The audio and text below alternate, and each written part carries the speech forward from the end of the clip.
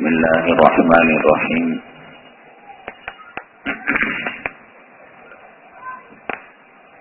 سماج اور سوسائٹی اور معاشرہ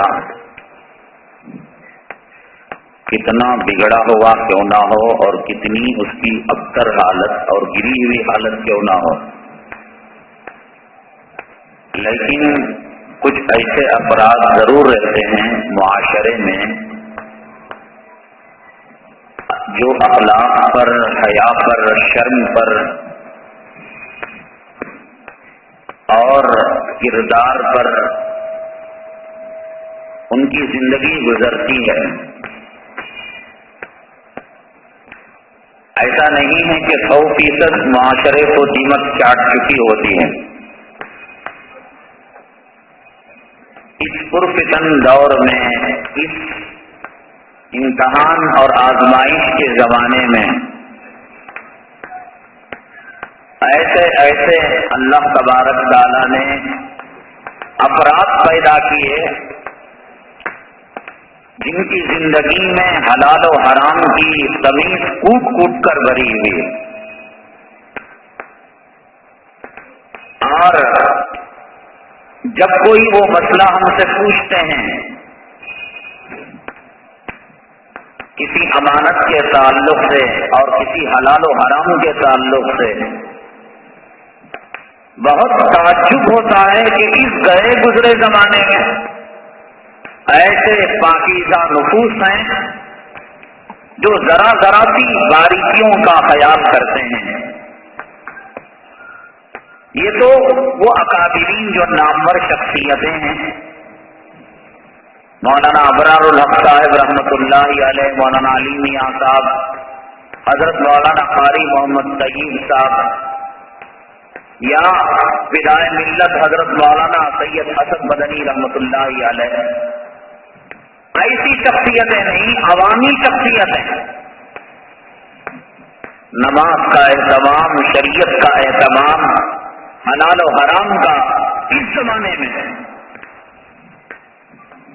لگتا ہے اللہ تبارک تعالیٰ نے انہی کی وجہ سے اس کائنات کو باقی رکھا. اسی طرح سرزمین عرب میں برائیاں آسمان کو چھو رہی تھی، لیکن کچھ ایسے پاکیزہ مقدس نفوس تھے جو اس گئے گزرے زمانے میں بھی، پرفتن زمانے میں بھی انہوں نے انصاف کے دامن کو نہیں چھوڑا تھا. اس میں ورقہ ابن نوفل، قریش خاندان کے کچھ احباب وہ تھے جن کو دل ہی دل میں برائیوں سے نفرت تھی. بڑے متفکر تھے کہ عرب سماج اور عرب معاشرے میں یہ کون سی مصیبت ہے، لیکن کچھ کہہ نہیں سکتے، کچھ کر نہیں سکتے. معاشرے کا دباؤ، سماج اور شریعت زندہ نہیں. حضرت عیسیٰ علی نبینا علیہ الصلوۃ والسلام، جناب محمد الرسول اللہ صلی اللہ علیہ وسلم سے پہلے کے نبی، آپ کی تعلیمات کو اکثر فراموش کر دیا گیا، اور جو آپ کی تعلیمات پر کاربند تھا، عمل پیرا تھا، وہ سوراخوں میں چھپ کر، وہ معاشرے کی نگاہ سے بچ کر زندگی گزارا کرتا تھا. جیسے آج اگر کوئی حق پر چلنا چاہے، اس سماج میں، اس سوسائٹی میں، اس معاشرے میں رہ کر بہت مشکل ہے. آپ کو ہاتھ میں تھام لینا آسان ہے، لیکن اس معاشرے کے بیچ میں رہ کر حق کا دامن تھامنا بڑا مشکل ہے. جہاں برائیاں عام ہو، جہاں گناہ عام ہو. ایک صاحب شادی کی ہمیں دعوت دیتے ہیں، اپنی بیٹی کی یا بیٹے کی یا اپنے کسی عزیز کی. اب ہم اس وقت تو نہیں کہہ سکتے جب رقبہ چھپ چکا ہوتا ہے اور جب پوری کارروائی ہو چکی ہوتی ہے، ان کو میں سمجھتا ہوں کہ مزاج معلوم ہوگا، رسمی طور پر دعا کے لیے دے رہے ہوں گے۔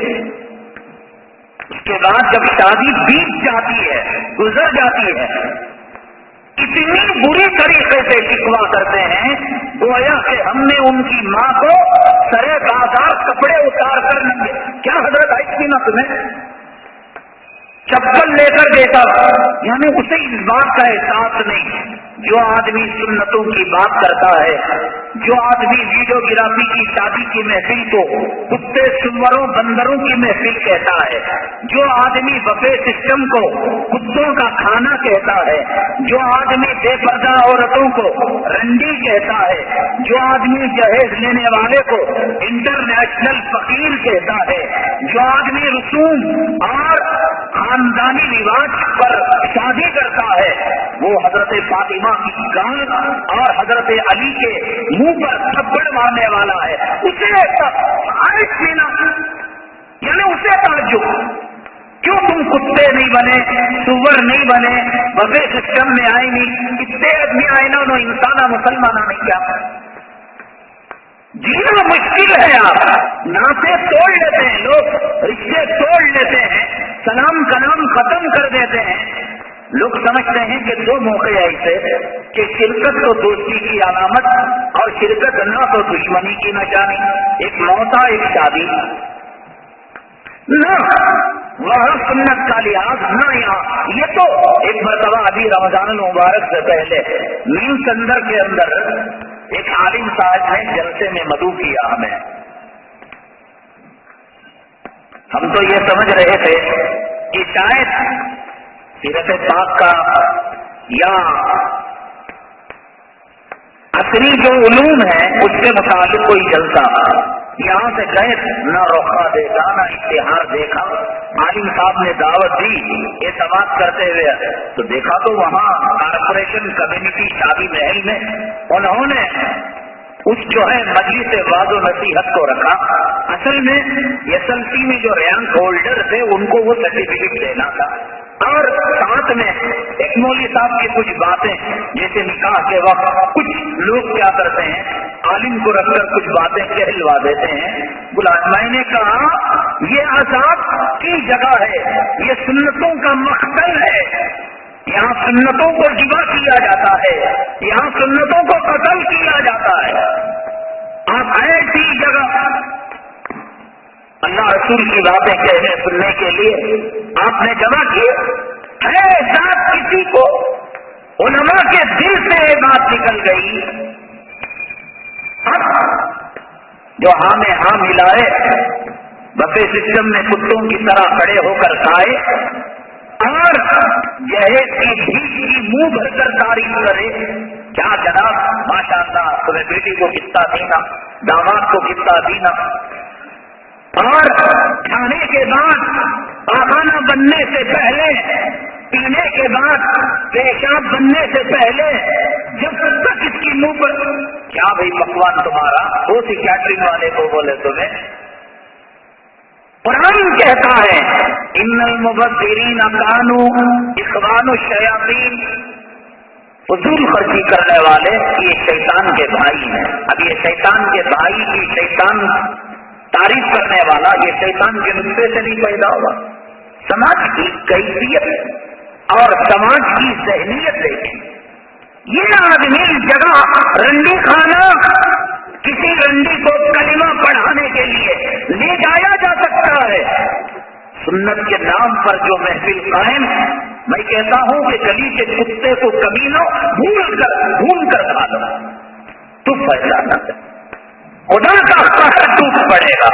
نہیں رشتہ داریاں نہ، دوستیاں نہ، سب رشتہ داری، سب دوستی حرام خوروں سے، کمینوں سے، اسلام مسلمان دشمنوں سے جنہوں نے شریعت کا بیڑا غرق کیا، اور ایک دوستی نہیں تو نبی سے نہیں ہے، ایک دوستی نہیں قرآن اور حدیث سے نہیں، بھاڑ میں جائے قرآن، بھاڑ میں جائے حدیث، اللہ رسول دین شریعت، یہ ہمارا تالا ہمارا تاڑو، گلے ملے تو ملے، ملے تو ملے، جڑ پورا نیچے تک جانے کو رکھا ہے. شیطانیت کے کام کو دیکھ کر نہ کھلنا میرے رب کی قسم کفر کی نشانی ہے. سورہ حجرات کے پہلے رکوع میں سورہ حجرات کے پہلے رکوع کے اندر اللہ تبارک تعالیٰ نے حضرات صحابہ کرام کی توصیف بیان کرتے ہوئے کہا حبب الیکم الایمان وزینہ فی قلوبکم وکرہ الیکم الکفر والفسوق والعصیان. اللہ نے تمہارے دلوں کے اندر ایمان کو محبوب کیا، وزینہ فی قلوبکم، اور اس کو مزین کیا. یہاں ایمان مکمل نہیں ہوا. وکرہ الیکم الکفر والفسوق والعصیان، کفر کو، فسوق کو، عصیان کو اللہ نے دل میں مکروہ قرار دیا. تمہیں شادی اچھے کیسے لگتی ہے جو سنت کے خلاف ہو؟ وہ گھر اچھا کیسے لگتا ہے جس کے اندر ننگا ناچ ہو؟ حضرت سیدنا عمر فاروق رضی اللہ تعالیٰ عنہ کو اس گھر میں دعوت دی گئی اور گھر کے اندر تصویر لٹکی ہوئی تھی. آپ نے کہا کہ دو چیزیں ایک جگہ جمع نہیں ہو سکتی، عمر فاروق اور نبی کی نافرمانی. اس کو نکالو، اس کو جلاؤ، تب عمر آئے گا. کہتے ہیں یا نماز بھی پڑھتے ہیں، روزہ بھی رکھتے ہیں، حج کو بھی جاتے ہیں، عمرے کو بھی جاتے ہیں. یہ اور وہ کیسے ہو سکتا ہے؟ کفر اور ایمان کا ملاپ کیسے ہو سکتا ہے؟ انسان کی شادی، انسان مرد اور عورت سے، ان دونوں میں انسان کی شادی کتے کی کٹیا سے کیسے ہے؟ انسان کی شادی گدی کے بچے سے کیسے ہے؟ یہ اسلام اور یہ کفر جمع کیسے؟ یہ ویڈیو، یہ کیمرہ، یہ بے حیائی، یہ بے شرمی، اور پھر مسلمان ایک جگہ جمع کیسے؟ سوال ہی پیدا نہیں ہوتا.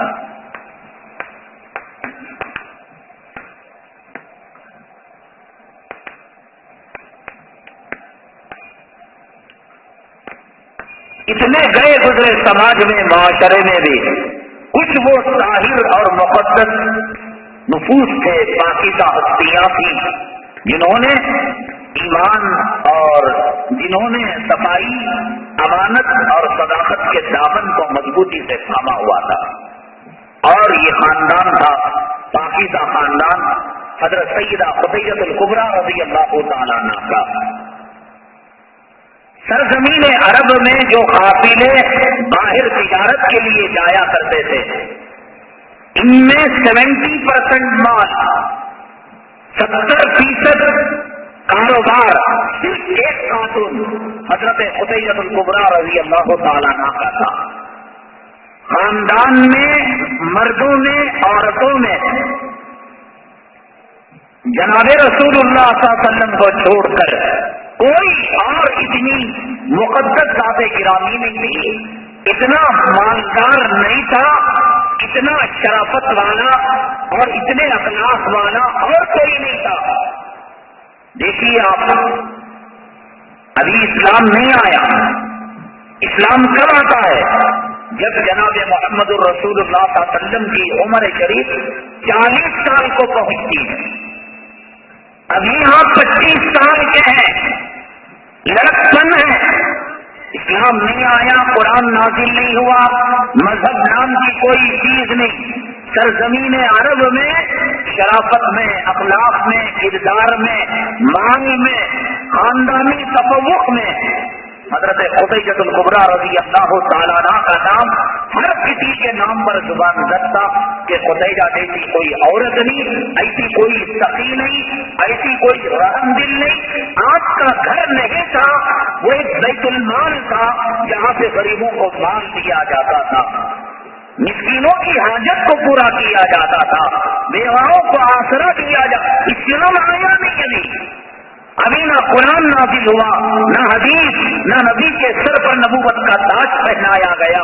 اس سے پہلے صحابت کا دریا حضرت خدیجہ الکبریٰ رضی اللہ تعالیٰ عنہ کے گھر سے چشمے پھوٹ پھوٹ کر نکل رہے تھے وہاں سے، صحابت کے دریا سے.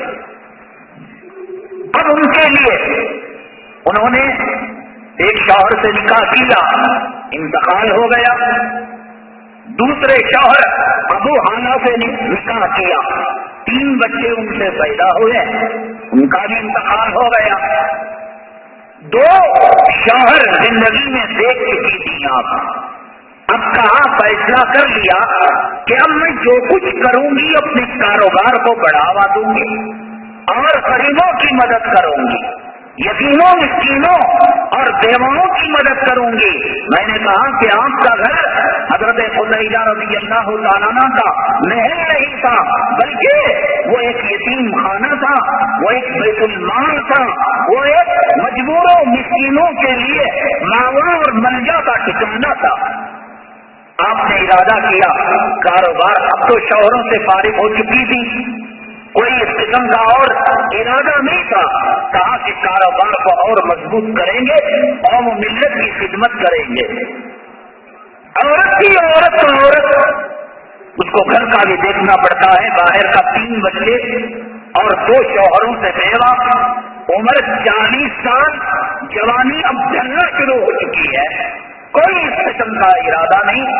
اپنے کاروبار کو تقویت پہنچانے کے لیے ان کو ایک ضرورت تھی، ایک پارٹنر کی۔ جناب محمد رسول اللہ صلی اللہ علیہ وسلم ابھی پیغمبر نہیں بنے ہیں، خاندانی رشتے دار کے بھائی ہیں۔ میں نے بتایا تھا کل، اسئی ابن کلاب یہ وہ سینٹر پوائنٹ ہے کہ یہاں دونوں رشتے جا کر مل جاتے ہیں، یہ جنکشن ہے۔ جناب محمد رسول اللہ صلی اللہ علیہ وسلم کے بھی پردادا ہیں، جد امجد ہیں، اور حضرت خدیجہ الکبریٰ رضی اللہ تعالیٰ عنہ کا خاندان بھی آ کر اسی جنکشن میں مل جاتا ہے۔ اچھی طرح حضرت خدیجہ الکبریٰ رضی اللہ تعالیٰ عنہ جانتی تھی سرزمین عرب کے اندر امانت میں، دیانت میں، صداقت میں، معاملات کی صفائی میں اور جسم کی طاقتوری میں محمد صلی اللہ علیہ وسلم سے بڑھ کر کوئی نہیں۔ آج ابو طالب کی کفالت میں، اس زمانے میں یہ ہوتا کہ باپ کے مرنے کے بعد بچوں کو کسی کی کفالت میں دے دیا جاتا، یا تو چچا پالتا یا دادا پالتا یا کوئی بھی، بغیر کفالت کے وہ تنہا کوئی بچہ نئی زندگی گزار سکتا تھا۔ آج ابو طالب کی کفالت میں آپ زندگی گزار رہے تھے۔ خدیجہ الکبریٰ رضی اللہ تعالیٰ عنہ نے آج ابو طالب کو بلا بھیجا، کہا چچا جان یہ جو بھتیجا ہے آپ کا محمد صلی اللہ علیہ وسلم، اس سے کہیے یہ بکریاں وغیرہ جو چلا رہے ہیں ہم ایک اچھا معاملہ دیں گے، اچھا بزنس دیں گے، کیا اسے قبول کریں گے؟ ابو طالب نے کہا مجھے پتا نہیں، میں پوچھتا ہوں۔ محمد صلی اللہ علیہ وسلم کو بلایا گیا، پوچھا گیا، کہا کس کا؟ کہا وہ خاتون تو بڑی شریف خاتون ہے اور بڑے اونچے اخلاق والی خاتون ہے، میں بالکل اس کو تسلیم کرتا ہوں۔ تو حضرت خدیجہ الکبریٰ رضی اللہ تعالیٰ عنہ نے بزنس میں شرکت کا ایک طریقہ یہ تھا کہ زمین آپ کی، لیکن آپ اپنی زمین کسان کو دے رہے ہیں، کارخانہ آپ کا لیکن اپنا کارخانہ کسی اور کو دے رہے ہیں۔ شرط کیا کہ اس کے 4 حصے، 3 حصے تمہارے، 1 حصہ نفع کا میرا۔ اس کو کہتے ہیں بٹائی پر دینا، مضاربت۔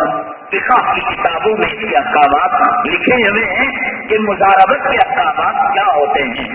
حضرت خدیجہ الکبریٰ رضی اللہ تعالیٰ عنہ نے جناب محمد رسول اللہ صلی اللہ علیہ وسلم کو بطور خادم اور نوکر کے نہیں بلکہ بطور مضاربت کے کہ مال میرا، محنت تمہاری، تم اس میں سے جتنا نفع لے لو، بقیہ نفع میرے کھاتے میں ڈال دو۔ فرماتے ہیں کہ آپ کا ایک غلام تھا جس کا نام میسرہ تھا۔ جناب محمد الرسول اللہ صلی اللہ علیہ وسلم کی نگہداشت، سامان کی حفاظت کے لیے میسرہ غلام آپ کے ساتھ کیا۔ پہلا سفر کاروبار کا، تجارت کا، حضرت خدیجہ الکبریٰ رضی اللہ تعالیٰ عنہ کے مال تجارت کو لے کر آپ شام کی طرف نکل پڑے۔ شام میں بصرہ مقام میں آپ نے ٹھکانہ کیا، گرمی کڑاکے کی تھی تو آپ نے ایک درخت کے نیچے کچھ بچھانا تھا، بچھایا۔ 25 سال کی عمر شریف ہے، آپ آرام کے لیے لیٹ گئے۔ قریب کے اندر کرسچنوں کا، عیسائیوں کی ایک عبادت گاہ تھی جس کو صومعہ کہا جاتا ہے، جسے ہم آج چرچ کہتے ہیں، اس زمانے میں اس کو صومعہ کہا جاتا تھا۔ اس کی کھڑکی اسی درخت کی طرف کھلتی تھی۔ وہاں ایک پادری تھا، لیکن وہ توریت کا عابد تھا، انجیل پر کو عمل پیرا تھا، مشرک نہیں تھا۔ جب اس نے کھڑکی کھول کر دیکھی، کہا کہ اس درخت کے نیچے یہ نوجوان آرام کر رہا ہے۔ میسرہ کو بلایا، جو حضرت خدیجۃ الکبریٰ رضی اللہ تعالیٰ عنہ نے جناب محمد رسول اللہ صلی اللہ علیہ وسلم کی سفر میں خدمت کے لیے، سامان اٹھانے کے لیے اور کلی کا کام کرنے کے لیے اس غلام کو ساتھ کیا تھا، اسے بلایا، میسرہ ادھر آؤ۔ میسرہ گیا پادری کے پاس، کہا یہ کون ہے تم جانتے ہو؟ ہاں، یہ مکہ مکرمہ کی نوجوان شخصیت، ان کا نام محمد ہے صلی اللہ علیہ وسلم۔ تو فوراً اس پادری نے یہ پوچھا میسرہ سے، جب وہ آنکھ کھولتے ہیں تو کیا ان کی سیدھی آنکھ میں کچھ سرخی دکھائی دیتی ہے، کچھ لال پن دکھائی دیتا ہے؟ میسرہ نے کہا تمہیں کیسے پتا؟ ہاں، ان کی سیدھی آنکھ کے اندر کچھ سرخی اور لالی دکھائی دیتی ہے۔ کہاں؟ یہی انجیل میں، توریت میں نشانی لکھی ہوئی ہے، اس درخت کے نیچے کوئی فرد، کوئی نوجوان نہیں سو سکتا سوائے پیغمبر کے، اور اس نوجوان کی نشانی یہ ہوگی کہ اس کی سیدھی آنکھ کے اندر سرخی ہوگی۔ ایک تو یہ سویا ہوا ہے اور دوسرا اس کی آنکھ میں سرخی ہے۔ اب میسرہ ایک نارمل غلام کی طرح، ایک نارمل عام نوکر کی طرح خدمت کر رہے تھے۔ جب پادری نے یہ بات کہی، یہ پیغمبرانہ نشانیوں کا حامل ہے، تو اب ان کی ہر ادا کو آقا دو عالم جناب محمد الرسول اللہ صلی اللہ علیہ وسلم کے ہر قول و فعل کو عجیب ایک جاسوسی نگاہ سے دیکھنے لگے۔ تو آپ نے دیکھا کہ جب آپ اونٹ پر بیٹھ کر جاتے ہیں، سب آدمی دھوپ پہ چلتے ہیں، لیکن آپ کے اوپر سایہ ہے۔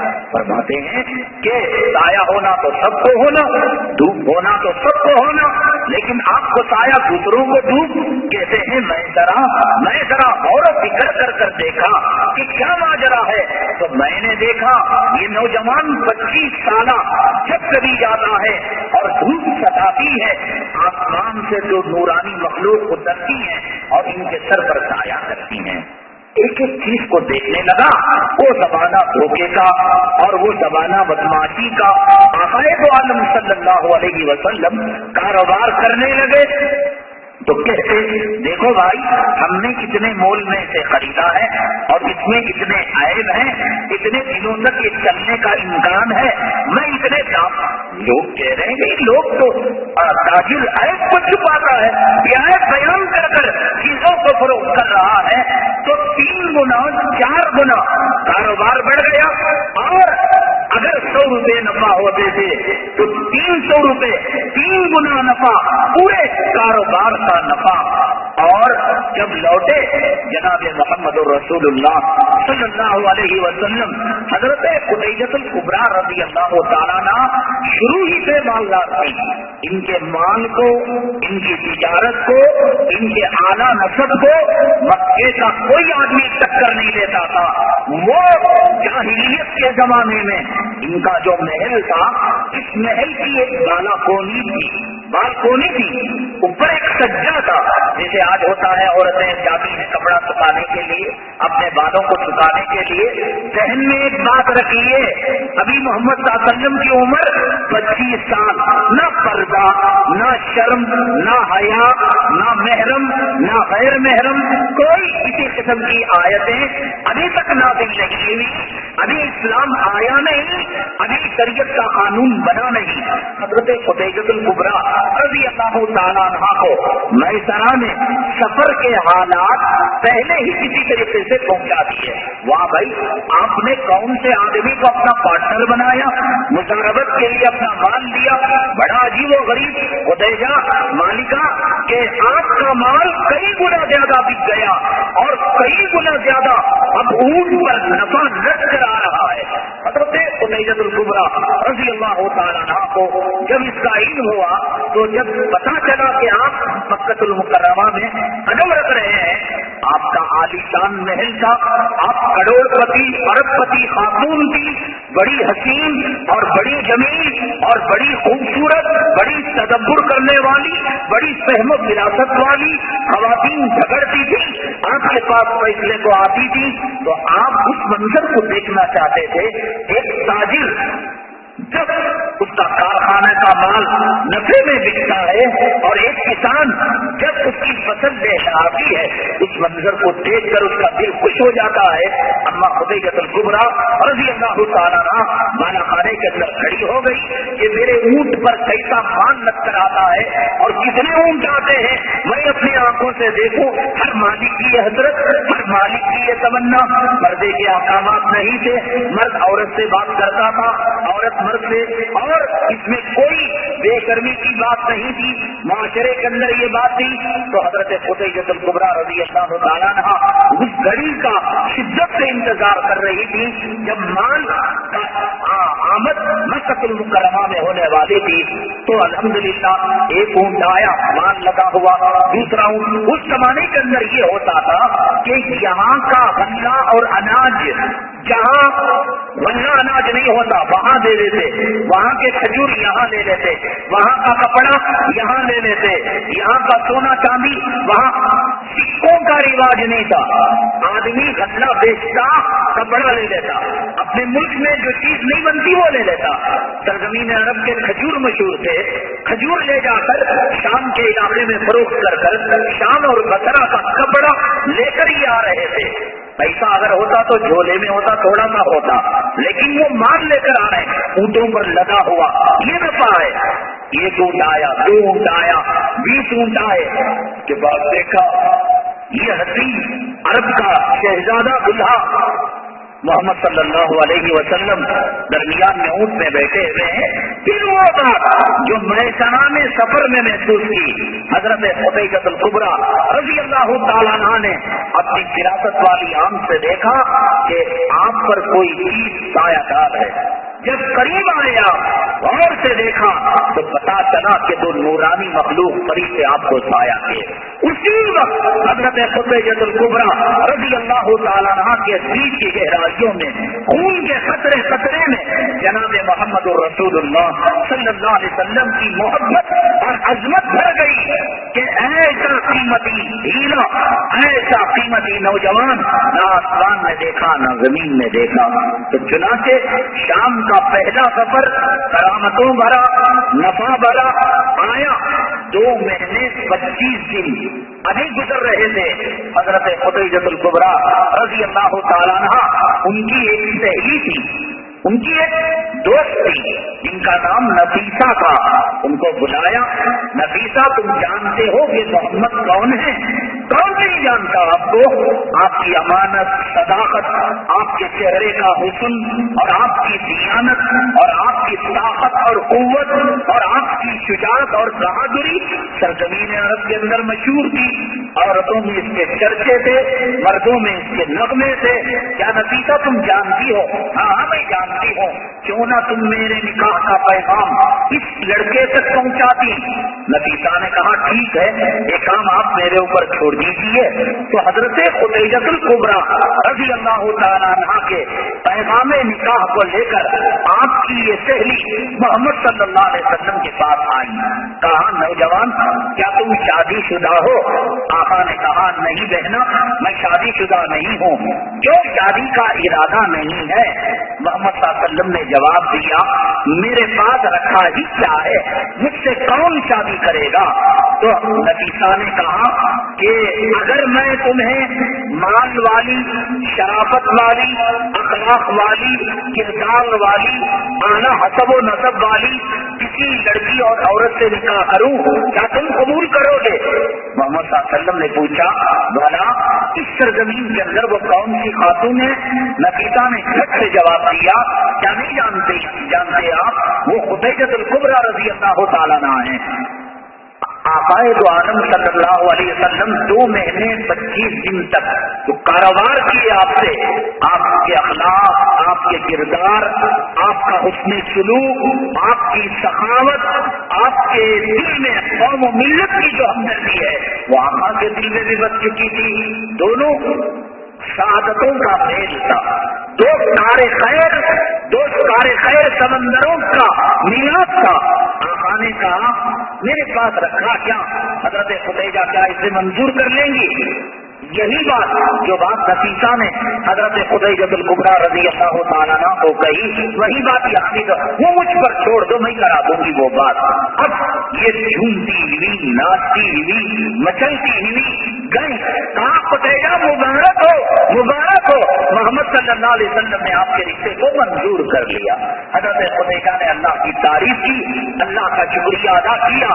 कहा देखिए, बात मौरिकीन ने लिखा है, ये तो नफीसा जो सहेली है इनको दरमियान में रखा। बाद रिवायतों में आया है और मौरिखों ने लिखा है, बजाते खुद हजरत खुदैजतुल कुबरा रज़ी अल्लाह तआला अन्हा ने जब कारोबार का हिसाब किताब करने के लिए हजरत हुजूर सल्लल्लाहु अलैहि वसल्लम आपके पास बैठे हुए थे, पर्दा नहीं था, बातचीत करना मना नहीं था, हिसाब करने के लिए बैठे, इतनी मोहब्बत ने तड़पाया, आपकी कदर, आपकी अजमत आपके दिल में इतनी हो गई कि हजरत खुदैजा रज़ी अल्लाह तआला अन्हा बेताब होकर आका से कह दिया, मोहम्मद सल्लल्लाहु अलैहि वसल्लम से, ऐ नौजवान, क्या तुम मुझसे निकाह करना पसंद करोगे? इतनी मोहब्बत आपके दिल में बस गई, आपकी कदर, वो जो फरिश्ते ने साया किया और कारोबार में नफा हुआ, आप अमीन, आप सादिक, आप सच्चे, आपकी जिंदगी में अखलाक से हटा हुआ कोई काम नहीं। याद रखिए, 40 साल गुजर चुके हैं हजरत खुदैजा रज़ी अल्लाह तआला अन्हा के, और 2 शौहरों से आप बेवा हो चुकी हैं, आपके 3 बच्चे हैं, कोई इरादा नहीं। वो जो एक आदमी शादी के ताल्लुक से सोच सकता है कि शादी के बाद शायद ये चीज होगी, अलियाज़ुबिल्लाह सुम्मा अलियाज़ुबिल्लाह, 40 साल हो चुके थे, जवानी ढल रही थी, अब कौम व मिल्लत का बेड़ा और कौम व मिल्लत का बोझ अपने कांधों पर रखना था, सिर्फ और सिर्फ एक नेक नियति के साथ और नेक मकसद के लिए उनको शरीके हयात की तलाश थी, इस कार्य खैर के लिए एक पार्टनर की तलाश थी। इसलिए हजरत खुदैजतुल कुबरा रज़ी अल्लाह तआला अन्हा ने इस नौजवान का इंतखाब किया। जब दोनों तरफ से रजामंदी हो गई तो हजरत खुदैजतुल कुबरा रज़ी अल्लाह तआला अन्हा अपने रिश्तेदार वरक़ा इब्न नौफल, तौरेत और इंजील के माहिर से चचाजाद भाई थे, इनको नुमाइंदा बनाकर अब राजी हो गए। मियां बीवी तो करे क्या हाजी, ऐसा नहीं किया। वो इज्जतदार खातून थी, वो शराफत वाली खातून थी, वो समाज और सोसाइटी की नाक समझी जाती थी। तो उन्होंने वरक़ा इब्न नौफल को हुजूर अक़दस सल्लल्लाहु अलैहि वसल्लम के वाली कौन थे, ख्वाजा अबू तालिब के पास पैगाम भेजा कि मैं खुदैजा बिन्ते खुवैलिद मोहम्मद बिन अब्दुल्लाह से निकाह करना चाहती हूँ, आप पुनः तारीख को अगर ये रिश्ता मंजूर हो तो बारात लेकर मेरे घर आइए। ख्वाजा अबू तालिब और दूसरे रिश्तेदार इस तारीख तय हो गई और गए। हजरत खुदैजतुल कुबरा रज़ी अल्लाह तआला अन्हा का बड़ा आलीशान महल था। ख्वाजा अबू तालिब खड़े हो गए। अब खुतबे निकाह, दफ्तर निकाह, वकील गवाह, ये सब इस्लाम आया ही नहीं था। अभी आका की उम्र 25 साल और हजरत खुदैजतुल कुबरा रज़ी अल्लाह तआला अन्हा की उम्र 40 साल। आज अबू तालिब खड़े हुए। अब ऐसा खुतबे निकाह तो नहीं था, कहने لگے یہ میرا بھتیجا کروڑوں میں ایک ہے، یہ میرا بھتیجا ہمارے خاندان قریش کی ناک ہے، عزت ہے، اس نے کوئی کبھی غلط کام نہیں کیا، اللہ کی تعریف کی اور بھتیجے کی تعریف کی. یہ خطبہ ہو رہا، نکاح کا خطبہ ہو رہا ہے. حضرت خدیجہ بیٹھی ہوئی ہیں، محمد صلی اللہ علیہ وسلم بیٹھے ہوئے ہیں. ورقہ ابن نوفل حضرت خدیجہ کی طرف سے نمائندہ، خواجہ ابو طالب محمد صلی اللہ علیہ وسلم کی طرف سے نمائندہ. یہ جو خاندان کے بڑے مکھیا ہیں یہ دونوں بیٹھے، ادھر حضرت خدیجہ اور ادھر جو ہے محمد صلی اللہ علیہ وسلم 25 سالہ نوجوان پہلے کھڑے ہوئے. خواجہ ابو طالب یہ نوجوان کوئی معمولی نہیں، یہ کروڑوں اربوں خربوں ہیروں میں سے یہ قیمتی ہیرا، یہ قیمتی موتی ہے. مال کم یہ کہا انہوں نے خود میں نکاح میں یہ بات کہی، اگر کہ میرے بھتیجے کے پاس مال و دولت نہیں، اسی وقت کون سی عزت کی بات کہی آپ نے، شرافت کی بات کہی. دیکھیے مال کا کیا ہے صاحب، وہ آنی جانی چیز ہے، وہ پانی چیز ہے. زمانے جاہلیت میں نبوت کا تاج پہنائے جانے سے پہلے یہ کیسے نفوس سے قدسیہ تھے، یہ کیسے پاکیزہ طبیعتیں تھی کہ انہوں نے خطبہ نکاح کے موقع پر کہا ارے صاحب مال کا چھوڑیے، اخلاق کی بات کیجیے، کردار کی بات کیجیے. بھتیجے کو اٹھایا تعریف کی. اب اس کے بعد 2-3 منٹ کا خطبہ ہوا، بیٹھ گئے خواجہ ابو طالب. اب نمبر تھا حضرت خدیجہ رضی اللہ تعالیٰ عنہ کے نمائندے ورقہ ابن نوفل جو عالم تورات عالم انجیل تھے. کہا تعریف اللہ کی، اور اس کے بعد کہا کہ ہماری خدیجہ کو بھی آپ مت سمجھیے، یہ بھی اپنے خاندان کی ناک ہے، عزت مشراں ہے اور امینہ ہے، دیانتدار ہے اور کاروبار فلاں ہے. اور پھر ہم آپ کے ابو طالب بھتیجے کی قدر کرتے ہیں. ایسا نہیں ہے کہ ہم ان کی قدر و منزلت کو جانتے نہیں، ہم ان کے مقام کو جانتے نہیں، ہم ان کے مرتبے کو جانتے نہیں. اس کے بعد ورقہ ابن نوفل نے کہا ابو طالب میں اللہ کو گواہ بنا کر کہتا ہوں کہ حضرت خدیجہ بنت خویلد کو اتنے مہر کے عوض نبوت ملنے سے پہلے بھی آقا نے عورت کو سمان دیا، عورت کی عزت کی. کہاں اتنے مہر کے بس 2 مہر روایتوں کے اندر بیان کیے گئے ہیں. ایک روایت میں آیا وہ زمانے میں 200 اونٹ مہر آپ نے ادا کیے. بعض روایتوں میں آتا ہے کہ آپ نے چاندی اور جو ہے سونا جس میں 200 اونٹ کو خریدا جا سکتا تھا، اتنا حضرت خدیجہ الکبریٰ رضی اللہ تعالیٰ عنہ کا مہر باندھا. ورقہ ابن نوفل نے کہا کہ میں خدیجہ بنت خویلد کو محمد ابن عبداللہ کے نکاح میں اتنے مہر کے عوض دیتا ہوں. خواجہ ابو طالب کہنے لگے ہم تمام کو منظور ہے. اتنے میں حضرت خدیجہ الکبریٰ رضی اللہ تعالیٰ عنہ کی وہ جو نفیسہ اور دیگر سہیلیاں تھی، آپ کی بچپنے کی جوانی کی دب بجانا شروع کر دیا. احکامات پہلے ذہن میں رکھیے، نہ فرضا نہ دب نہ ڈھول نہ باجا، احکامات نہیں آئے تھے.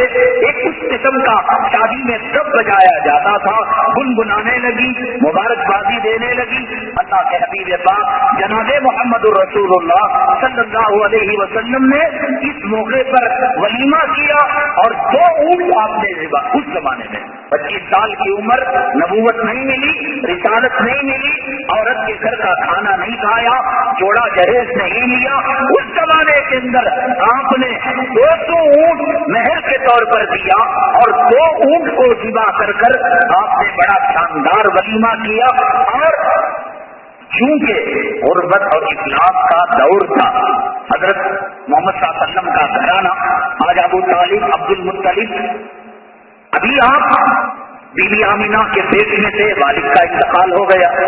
عبد المطلب سرپرست بنے، کفیل بنے، ابھی بچپنا کا ان کا انتقال ہو گیا.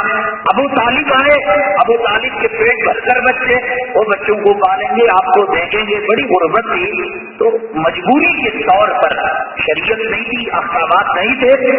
حضرت خدیجہ الکبریٰ رضی اللہ تعالیٰ عنہ کے اسی دولت قدے میں، اسی دارالامان میں इसी दारुल यतामा में, इसी बैतुल माल में, इसी काशाना नबूवत जो आगे काशाना नबूवत बनने वाला था, आरजी तौर पर आकाए दो आलम जनाब मोहम्मद रसूलुल्लाह सल्लल्लाहु अलैहि वसल्लम बारात लेकर दुल्हन को ले जाने से वलीमा कर कर मेहमानों को रुखसत कर दिया।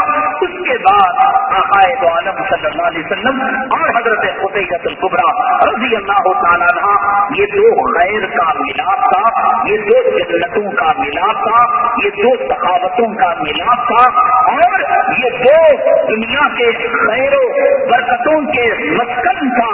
उसके बाद आमतौर से जो तसव्वुर शादी के बारे में, निकाह के बारे में ये होता है, यहाँ ये घर अजीब रहमतें यहाँ से फूटने लगी, अजीब बरकतें यहाँ से होने लगी।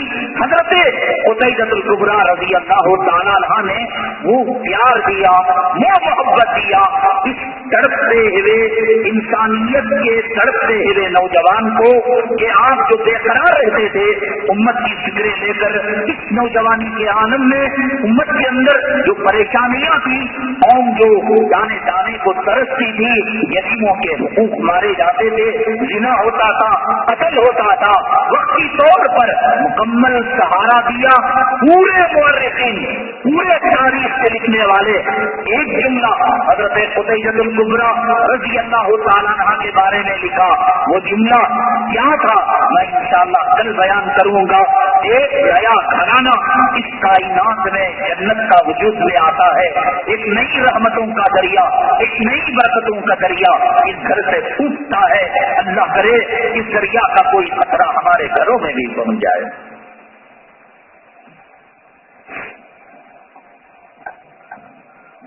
हजरत मेरे पास 91 ग्राम सोना है और 10,000 रुपये कर्ज है, क्या मेरे ऊपर ज़कात वाजिब है?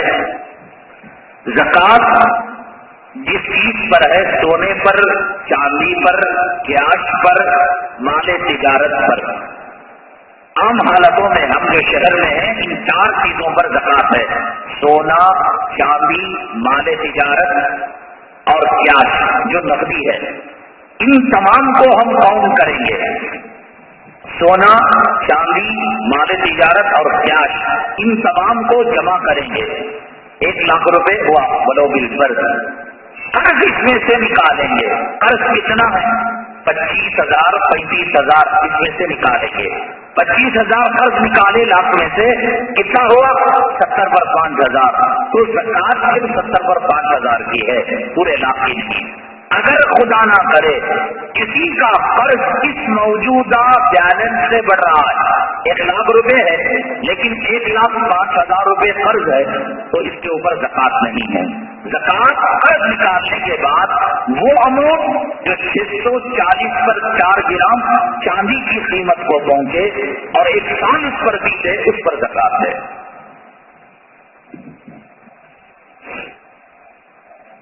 रमजान के महीने में इन्होंने पूछा है कि खतना कर सकते हैं, तो कर सकते हैं, उसका रोजा तो नहीं होता। इस्तिखारा क्या चीज है और कैसे किया जाता है, ये जनाब मोहम्मदुर रसूलुल्लाह सल्लल्लाहु अलैहि वसल्लम की तरफ से उम्मत को बहुत कीमती हदिया और बहुत कीमती अमल है इस्तिखारा। इस्तिखारा कहते हैं कि आप अपनी बच्ची का बियाह किसी लड़के से करना है। अब 2-3 लड़के आपकी निगाह में आए, 10 लड़कों को देखा, 7 लड़कों को किसी वजह से रिजेक्ट कर दिया। उसकी दाढ़ी नहीं है, ये बेनमाजी है, इसका घराना सही नहीं है, इसके घर में टीवी है, 7 को रिजेक्ट कर दिया। अब रहे 3। अब 3 में किसे पकड़ूं किसे छोड़ूं? तीनों इतना लगते हैं। तो अब क्या कीजिएगा कि 2 रकात इस्तिखारे की नमाज बाप भी पढ़े, माँ भी पढ़े, लड़की भी पढ़े, या लड़का है तो लड़का भी पढ़े। 1 दिन पढ़े, 2 दिन पढ़े, 3 दिन पढ़े, और इस्तिखारे की दुआ बहश्ती ज़ेवर में और दुआओं की किताब में है।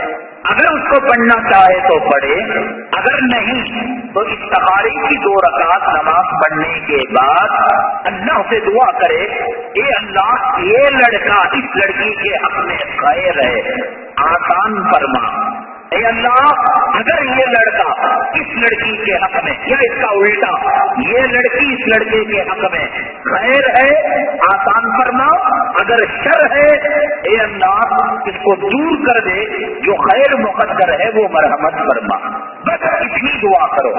اگر وہ دعا دیکھ کر پڑھو اللہم انی استخیرک بعلمک واستقدرک بقدرتک واسألک بفضلک العظیم فانک تقدر، یہ اگر یاد ہے مصبانی یاد نہیں، دیکھ کر نہیں اتنا بھی تو میں نے آسان طریقہ اردو میں کہ اللہ یہ دکان لے رہا ہوں، یہ میرے حق میں خیر ہے، یہ آسان فرما مولا، اگر میرے حق میں شر ہے اے اللہ میرے اور اس دکان کے درمیان دوری پیدا کر دے، ایسا دکان دے جو دکان میرے حق میں خیر ہو۔ یہ جو دنیا میں فال کھلاتے ہیں، میرا ستارہ دیکھو، فال کھولنے والا کون؟ پنڈت، مولوی، عالم، امیر، سب کا علم ادھورا، سب کا علم ناقص۔ استخارہ کہتے ہیں اللہ سے فال کھلوانے کو۔ اللہ نہ جھوٹ بولتا ہے نہ اللہ کا علم کم ہے۔ حضرات صحابہ فرماتے ہیں کہ آقائے دو عالم صلی اللہ علیہ وسلم استخارے کی ہمیں ایسے تعلیم دیتے تھے، لگتا تھا کہ استخارہ ہمیں نماز کی طرح فرض ہو جائے گا، بہت ضروری۔ ایک گاڑی لینا ہے استخارے کی نماز پڑھیں، دکان لینا ہے، سائٹ لینا ہے، رشتہ کرنا ہے، ہر معاملے میں بیماری بڑی ہے، بچے کی ڈلیوری کا مسئلہ ہے، استخارہ کریں کون سی ہاسپٹل جانا، کون سے ہاسپٹل۔ اللہ جھوٹ بولے گا کیا؟ عامل، پنڈت، مولوی اور یہ مجاور جھوٹا ہو سکتا ہے۔ استخارہ اللہ سے کون کھلوانا، اللہ تو بول، اللہ علم غیب رکھنے والا، اللہ بندوں کا ہمدرد، اللہ۔ حضرت یونس علیہ السلام قوم کو بددعا کر کر چلے گئے تو ان کو اٹھا کر کہا تم نبوت کی ذمہ داری کو پورا کرنے سے پہلے قوم چھوڑ کر کیوں گئے؟ مچھلی کے پیٹ میں قید کر دیا، پیغمبر کو معاف نہیں کیا اللہ کو انسانوں سے ہمدردی۔ حضرت یونس علیہ السلام جو مچھلی کے پیٹ میں گئے، کارن کیا تھا، وجہ کیا تھی؟ لوگ قوم سے چڑ گئے تھے، قوم سے بیزار ہو رہے تھے، بددعا کر کر وقت سے پہلے ابھی ڈیوٹی ختم ہونے کچھ لمحے باقی تھے، دعا کر دی، بددعا اسے فرق کر دے۔ اور پیغمبر کا وسیلہ اور پیغمبر کا طریقہ یہ ہوتا ہے کہ بددعا کرے تو اس جگہ نہ رہے تو یہ سمجھے کہ عذاب آئے گا۔ اللہ نے کہا یونس علیہ السلام تمہاری ڈیوٹی کہاں ہوئی؟ ابھی ڈیوٹی باقی تھی، ابھی 8 بجنے کے اندر 2 سیکنڈ بعد نکلے کیوں؟ اتنا بڑا واقعہ پیش آیا، کشتی گئی، کشتی ڈاوا ڈول ہونے لگی، کشتی کے آدمی نے کہا کوئی منحوس آدمی بیٹھے گا تو کشتی ایسا ہوتی ہے، اڑا ڈالو۔ ایک مرتبہ نام نکلا، نہیں یہ شریف بچہ نہیں ہو سکتا، پھر دوسری مرتبہ نہیں یہ شریف بچہ نہیں ہو سکتا، تیسری مرتبہ پھر شریف بچے کا نام نکلا، اب مجبوری اٹھا کر سمندر میں ڈالا، مچھلی آئی، مچھلی نے نکلا۔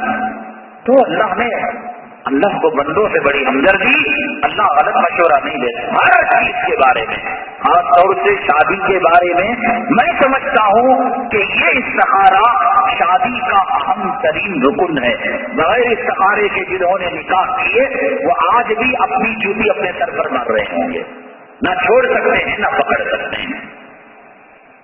اور استخارے کے بارے میں طریقہ یہ ہے،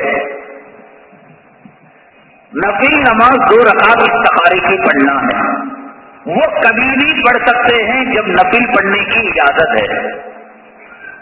نفل کب نہیں پڑھ سکتے؟ عصر سے مغرب تک، اور فجر سے لے کر سورج نکل کر 20 منٹ ہونے تک، یہ 2 وقت چھوڑ کر کبھی بھی तहज्जुद के वक्त, मगरिब के बाद, जोहर से पहले, जोहर के बाद, इशराक के वक्त कभी भी 2 रकात नफिल की ऐसा मैं इस्तिखारे की नमाज पढ़ रहा हूँ। अगर सूरह काफिरून और कुल हुवल्लाह का सूरा याद है, पहली रकात में कुल या अय्युहल काफिरून और दूसरी रकात में सूरह फातिहा के बाद कुल हुवल्लाह, सलाम फेरने के बाद खूब तस्बीह करें, खूब अल्लाह की तारीफ करें, खूब दरूद पढ़ें, खूब इस्तग़फ़ार करें, खूब अपने आप को रोए और गिड़गिड़ाए, बात कहें हे अल्लाह बहुत मजबूर हूँ मैं, ये घर लेने जा रहा हूँ, ये खेत लेने जा रहा हूँ, ये बच्ची का रिश्ता करने जा रहा हूँ, या मैं फलां लड़की से रिश्ता करने जा रहा हूँ। हे अल्लाह इल्म गैब मैं नहीं जानता, आज देखने को गोरी घूमती है, कल मुझे अपना गुलाम बना कर रख लेगी, पैर की जूती बना कर रख लेगी। मौला तो आलिमुल गैबी व शहादा है, तेरा मशवरा गलत नहीं होता मौला, खैर का फैसला मेरे हक में मुक़द्दर फरमा। अगर ये लड़की मेरी जिंदगी की जीवन साथी और शरीक हयात बनने की लायक है, इससे मुझे दुख के बजाय सुख पहुंच रहा है, मौला आसान फरमा। नहीं मौला, मैं तो सिर्फ इसके घर को, इसके बंगले को, इसकी दौलत को देख रहा हूँ, इसके पेट के पखाने को, काम के पीठ को नहीं देख रहा हूँ मौला।